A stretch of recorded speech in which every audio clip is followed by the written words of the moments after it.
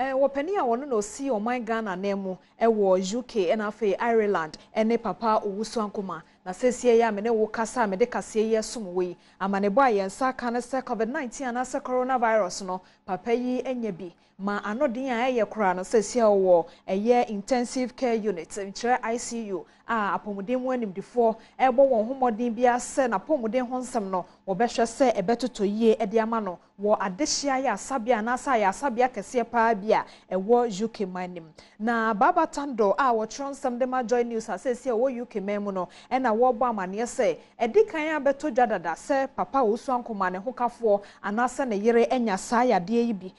no so wo mugusu a quarantine no na wo hwehwe se ebekwa kosisan ya ene se papa yi so enya bi asese a woda eye ICU enti amane bo no nyina akowie se de oman UK memu no enipa wo manya sa coronavirus bi no eye empem adiosom 70,000 na wo nso asayare nam so ama wahwere won kwa no eye empem nkron a eno eye 9,000